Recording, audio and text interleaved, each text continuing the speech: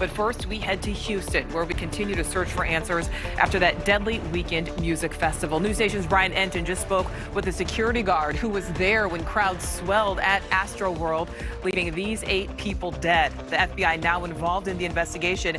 And today we learned the 56-page event operations plan made no mention of protocols in the event of a crowd surge.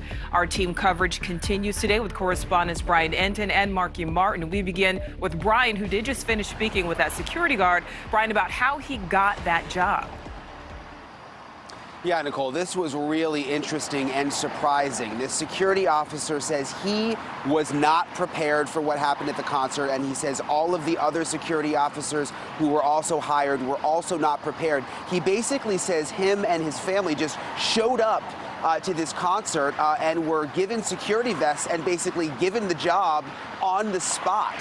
We'll get to that in a second, but you mentioned that 56-page document that was signed off on by Astroworld and Harris County, Texas, that went over all sorts of possible things that could have happened at the concert and had a plan for those things. It included terrorist activity, an active shooter, severe weather. What it did not include was a trampling, crowd-crushing event. According to that document, they did not have a plan in place, and that really comes as no surprise after you start talking to the security officers who were there. This man we talked to, his name is Jackson Bush.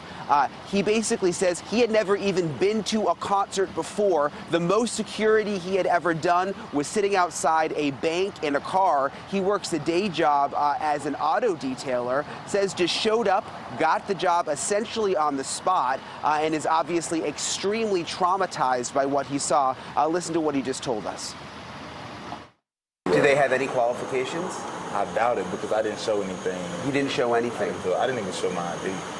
And you were in there as a security guard? There as a security Did you have a uniform? I had a uniform. They gave us a vest. I was already in this all black. I was already in all black. So wait, so you show up, they don't ask for your ID, they don't ask for any certification, and they just hand you the uniform? They didn't even ask for a phone number.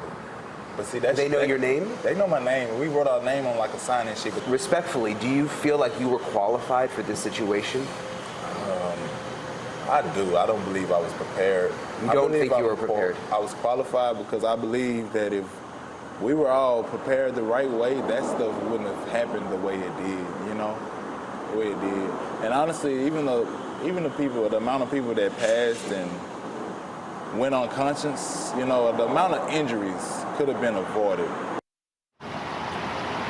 And Jackson Bush actually showed up for this job with his uncle. This is him who you see there. He is in a cast because he actually broke his hand during the stampede. He says at one point him and his uncle just wanted to leave because they were so traumatized by what they saw, and they weren't even sure exactly how they were supposed to help people. Nichole, he says that he signed up for the job because it was paying $17 an hour. He says they were supposed to pay him through Cash App, but he says he still hasn't even been paid at this point. Thank you so much for watching. Make sure to click on the red subscribe button below so you can get more of NewsNation's fact-driven, unbiased coverage.